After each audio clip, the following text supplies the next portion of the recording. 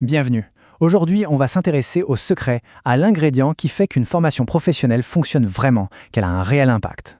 Allez, on attaque direct. Il y a un problème, un vrai gros problème dans le monde de la formation et du développement des compétences en entreprise. Regardez ce chiffre, 70%. C'est juste énorme. Ça veut dire que 7 formations sur 10 en entreprise ne produisent absolument aucun impact mesurable sur le terrain. C'est un constat assez terrible, non? Du coup, la question qu'on doit se poser, c'est pourquoi? Pourquoi un tel gaspillage de temps, d'argent, d'énergie?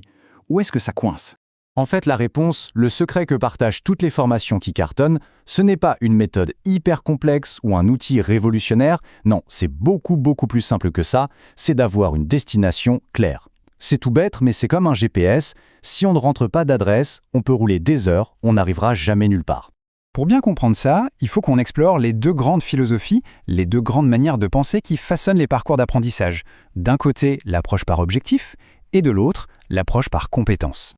Alors, commençons par l'approche par objectif qu'on appelle aussi APO. Pour faire simple, c'est un peu comme construire une maquette en Lego. L'idée, c'est de définir chaque petite brique, chaque petite pièce précise qui doit être assemblée.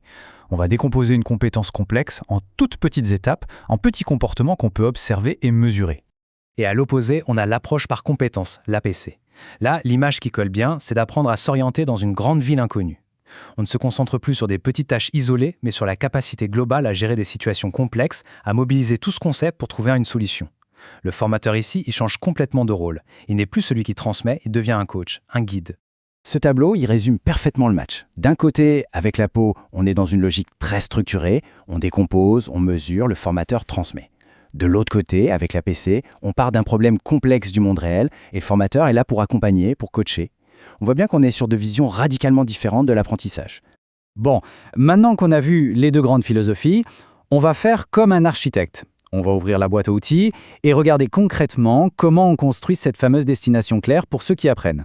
Le premier outil indispensable, c'est la taxonomie de Bloom. Il faut voir ça comme le plan de construction d'un immeuble. C'est une pyramide qui organise les niveaux d'apprentissage, du plus simple, comme se souvenir d'une information, jusqu'au plus complexe, la création. La logique est implacable. On doit d'abord construire des fondations solides. On ne peut pas demander à quelqu'un de créer quelque chose de nouveau s'il n'a pas d'abord mémorisé, compris et appliqué les bases. Chaque étage se construit sur le précédent. C'est une progression logique. Deuxième outil dans la boîte, la méthode SMART. Alors, si Bloom, c'est le plan de l'immeuble, SMART, c'est l'adresse précise sur le GPS. C'est un acronyme qui va nous servir de checklist pour s'assurer que chaque objectif est parfaitement clair. Chaque lettre de SMART est un garde-fou. L'objectif doit être spécifique, pas juste un vœu pieux. Il doit être mesurable pour qu'on sache objectivement s'il est atteint ou non. Atteignable pour ne pas décourager. Réaliste, c'est-à-dire pertinent dans le contexte du boulot. Et enfin, temporellement défini, avec une date butoir. Avec ça, on sort complètement du flou artistique. Allez, maintenant, on assemble les pièces du puzzle. On va prendre nos outils et suivre la recette pour rédiger un objectif d'apprentissage qui soit juste, parfait. Et pour ça, il y a une citation de Robert Mager, un grand nom de la pédagogie, que je trouve géniale. Il dit « Un tireur ne peut pas atteindre une cible qu'il ne voit pas clairement. » Eh bien, pour quelqu'un qui apprend, c'est exactement la même chose. La clarté, c'est la clé. Et justement, Megerge nous donne une formule magique en 3 temps pour atteindre cette clarté.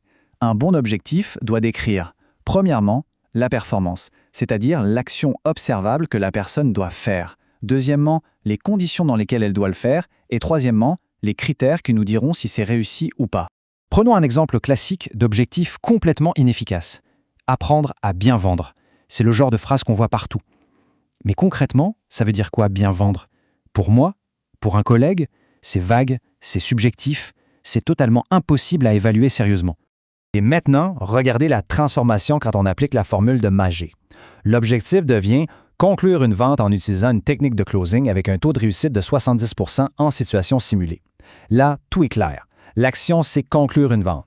Les conditions, c'est en utilisant une technique de closing et en situation simulée. Et le critère de réussite, c'est un taux de 70%. On est passé de la brume au laser. Alors, ça nous amène à la question finale. Maintenant qu'on a vu ces deux grandes approches et ces super outils, laquelle est la meilleure? Faut-il choisir le camp des objectifs ou celui des compétences? En fait, la réponse est plus subtile. Ce n'est pas l'un ou l'autre, mais plutôt l'un et l'autre. L'approche par compétence, c'est elle qui définit la vision d'ensemble, la grande destination, être capable de s'orienter dans la ville. Et les objectifs précis, façon Madger, eh bien, ce sont les coordonnées GPS qui vont nous guider à chaque carrefour, à chaque étape du chemin. Finalement, peu importe si on pense la formation à grande échelle, en termes de compétences, ou à plus petite échelle, en termes d'objectifs, le point absolument crucial, c'est de s'assurer que chaque expérience d'apprentissage, quelle qu'elle soit, a une destination qui est limpide. Parce que c'est ça et seulement ça le véritable secret d'une formation qui a un impact réel.